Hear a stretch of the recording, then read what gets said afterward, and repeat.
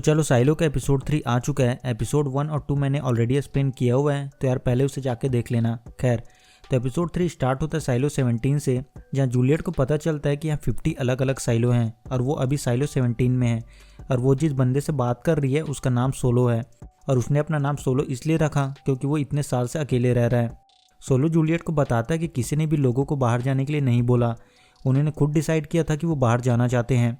But बाहर poison की वजह से उन सब की मौत हो गई, और इन सब की शुरुआत रॉन टक्कर से हुई थी।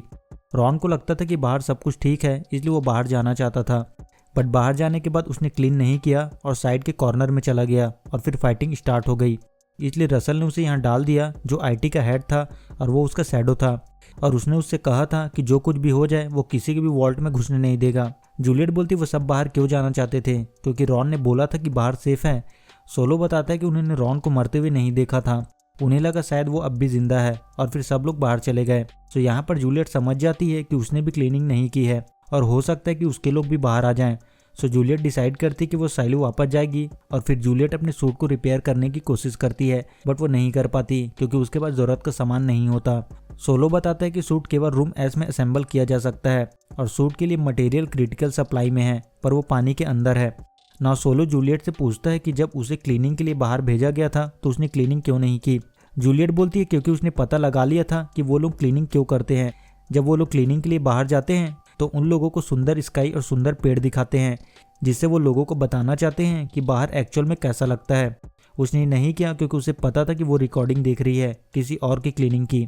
जब वो बाहर गए तो उसने बर्ड्स को मूव करते हुए देखा, पर वो एग्जैक्टली सेम था जैसा उसने फुटेज में देखा था। तो वो समझ गए कि जो वो देख रही है वो सब झूठ है, इसलिए उसने क्लीनिंग नहीं किया और वो बस चली गई। जूलियट सोलो से पूछती कि सब मारे गए, बस वो जिंदा है, तो वो कितने सालों से यहाँ पर है, क्योंकि बाहर जो बॉडी पड़ी हुई है वो ज़्यादा पुरानी नहीं है जितनी बाहर बाकी बॉडी है। पर सोलो कुछ नहीं बताता। जिसके बाद अपने को साइलो 18 को दिखाते हैं, जहाँ रेडर को पता चलता है कि वॉल पर जो ग्रिफिटी लिखा था उसे टैडी ने लिखा था, और वो लोग उसे पकड़ लेते हैं। सैरिल को लगता है कि वो लोग टैडी को फंसा रहे हैं, बट टैडी की मदर एवेलिन उसे बताती है कि ये सब टैडी ने किया है और उसे उस पर प्राउड है, क्योंकि ये हमारा घर है और हम उसे मार्क कर सकते हैं अगर हम चाहते हैं। सैरिल बोलते हैं कि वो लोग एक एग्जाम्पल बनाना चाहते हैं मैकेनिकल से, पर वो लोग उन्हें ऐसा नहीं करने देंगे।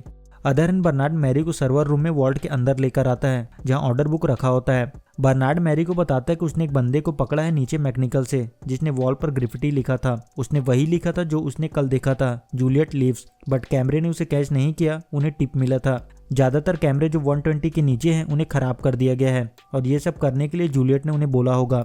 मैरी पूछती कि जूलियट को कैमरों के बारे में कैसे पता चला। बर्नार्ड बताता है कि जहाँ तक उसे पता है उसने खुद पता लगा लिया था। यहाँ पर मैरी बोलती कि वो जूलियट से 2 बार मिली थी और उसे नहीं लगता कि उसकी जैसे कोई बाहर जाना चाहती है, और क्या उसने बोला था कि वो बाहर जाना चाहती है। बर्नार्ड बोलता है कि उसके पास रेड लेवर रेलिक था और एक हार्ड ड्राइव जो रेबेलियन के पहले का था, जिसमें 200 साल पुराना क्लीनिंग वीडियो था, जिसे निकोल ने स्क्रीन में देख लिया था और उसने उसे बाद में डिस्ट्रॉय कर दिया। और जूलियट ने बोला था कि वो बाहर जाना चाहती है। मैरी बोलती कि अगली बार वो ग्रिफिटी के लिए अरेस्ट करे तो मेक श्योर रहे कि वो साइलो के ऊपर या मिड लेवल पर हो, क्योंकि उनका ऑर्डर बोलता है कि अगर मैकेनिकल के लोगों को ब्लेम करोगे तो वो सब यूनाइट हो जाएंगे साइलो के खिलाफ, और उसे ये बात पता है।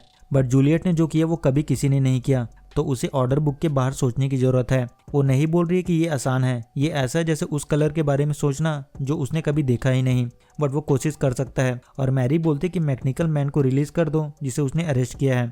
मैरी पूछती कि क्या जूलियट साइलो 17 में गई है। बर्नार्ड बोलता है कि वो साइलो काफी टाइम से डेड है, उसे शैडो बनाने के पहले से। जिसके बाद बर्नार्ड सिम से मिलने पहुंचता है और उसे पैट्रिक और डैनी के बारे में पूछता है, जिन्होंने देख लिया था कि जूलियट ने अपने कंप्यूटर में क्या देखा था। सिम्स बोलता है वो लोग जुडिशियल कस्टडी में है। जिसके बाद सिम्स पैट्रिक के पास आता है। पैट्रिक बोलता है वो उसकी डॉरिस को ले चुका है, तो अब उसके पास कुछ भी ऐसा नहीं है जिसे वो ले सकता है। पैट्रिक बोलता है उसने चीजों को देखा है और उन चीजों के बारे में जानता है, उसे पता है सब झूठ है, इसलिए बकवास करना बंद करे और ये बताए कि वो यहाँ क्यों आया है। सिम्स बोलता है कि हर किसी को मरने की जरूरत नहीं है जो चीजों को जानता है।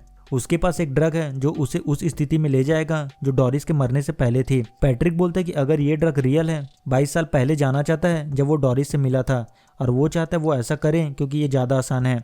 सिम्स बोलता है वो उसके लिए ये करेगा, बट उसे उसके लिए कुछ करना होगा। और फिर सिम्स एक रिटायर रीडर के पास आता है, इसका नाम होता है रेगी। और सिम्स बोलता है कि उन दोनों ने हमेशा एक दूसरे की मदद की है और आज उसकी बारी है। सिम्स बोलता है कि उसे मैकेनिकल में भेजा जा रहा है, बट ज़्यादा लंबे वक्त के लिए नहीं। अदर एंड मैरी पॉल के पास आती है और उसे जूलियट की क्लीनिंग वाली रिपोर्ट के बारे में पूछती है, क्योंकि उसे बर्नार्ड की बात पर यकीन नहीं होता कि जूलियट ने बाहर जाने की बात कही थी।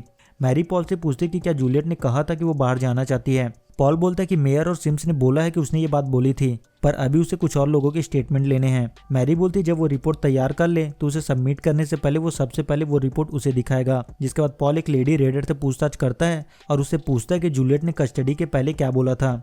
जिसके बाद अपने को दिखाते हैं कि सोलो रात को गाना बजाने लगता है और जूलियट उसके पास आती है और सोलो उसे बताता है कि फायर फाइटर्स के पास उनके हेलमेट और सूट हैं, उन्हें बाहर जाने के लिए डिज़ाइन नहीं किया गया, पर वो ट्राई कर सकती है। बट वो श्योर नहीं है वो कहाँ पर है, क्योंकि वो 3 जगह पर है, इंजीनियरिंग 17 और 23। बट एक प्रॉब्लम है कि वहाँ पानी भरा हुआ है। वहीं पॉल मैरी से मिलने आता है और उसे जूलियट की रिपोर्ट दिखाता है। पॉल बोलता है उसने उन 5 रेडर से बात की है और 4 ने कहा कि वो बाहर जाना चाहती थी, बट 5वीं ने कहा कि वो बस अपने जॉब पर फोकस कर रही थी। उसने कहा कि बाकी बोल रहे थे कि उसने बाहर जाने की बात कही, बट जब वो जूलियट को सीढ़ियों पर ले जा रहा था तब जूलियट ने उससे कहा था कि उसने ऐसा कुछ नहीं बोला। मैरी बोलती वो ये सब उसे अभी बता रहा है। पॉल बोलता है वो श्योर नहीं था कि वो उस पर यकीन करे कि नहीं, पहले वो बाकियों से बात करना चाहता था। जिसके बाद मैरी वहाँ से चली जाती है और फिर वो एक प्रोजेक्टर को देखती है जिसमें पुराने समय की रिकॉर्डिंग्स होती है, जिसमें वो देखती है कि पहले के लोग बाहर कैसे रहते थे। वहीं सैरिल टेडी को छुड़ाने जा रही होती है, तभी नॉक्स और हैंक उसे रोकने की कोशिश करते हैं और उनमें हाथापाई स्टार्ट हो जाती है। तभी बीच में पैट्रिक इन पर फायर बॉम्ब फेंकता है और रेडर को लगता है कि ये कूपर ने किया और वो लोग उसे शूट कर देते हैं, जिससे कूपर की मौत हो जाती है। जिसके बाद सैरिल नॉक्स से डीप डाउन में मिलने पहुंचती है। सैरिल बोलती है कि वो उन्हें वो क्यों नहीं करने देता जो वो करना चाहते हैं। उन्हें टेडी मिल जाता और फिर सब कुछ ठीक हो जाता है। नॉक्स बोलता है कि केवल वो गुस्सा नहीं है, केवल उसने जूलियट को नहीं खोया है। सैरिल बोलते कि वो अभी श्योर नहीं है कि जूलियट मर चुकी है, उन्हें नहीं पता उसने हिल की दूसरी साइड क्या देखा, वो बाहर कहीं होगी और वो जिंदा होगी। नॉक्स बोलता है कि वो भी सच्चाई उतना जानना चाहता है जितना वो जानना चाहती है, बट जैसे वो कर रही है वैसे वो लोग नहीं कर सकते। नॉक्स बोलता है कि बचपन में डीप डाउन में वॉल में उन्होंने कुछ नाम लिखा हुआ देखा था, उन्हें नहीं पता उसका मतलब क्या था, बट अब उसे लगता है कि वो पता लगा सकता है। अदर एंड मैरी और बर्नार्ड प्लान बनाते हैं कि मैरी बाहर कैसे जाएगी।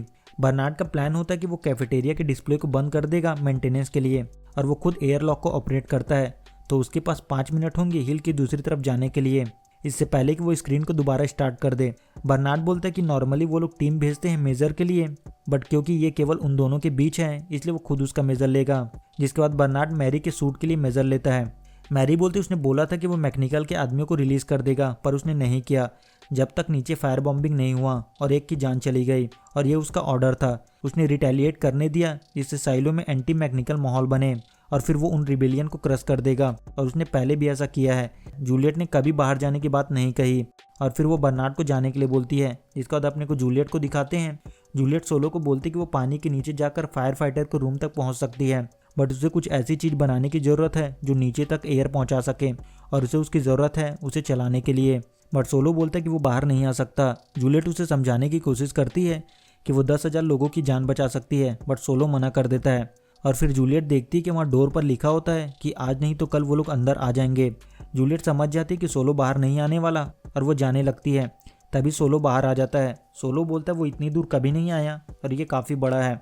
जूलियट बोलती है कि क्या वो साइलो देखना चाहता है, और फिर एपिसोड 3 यहाँ से खत्म हो जाता है। सो एपिसोड 3 में इतना ही। मिलते हैं अगले वीडियो में, तब तक के लिए गुड बाय।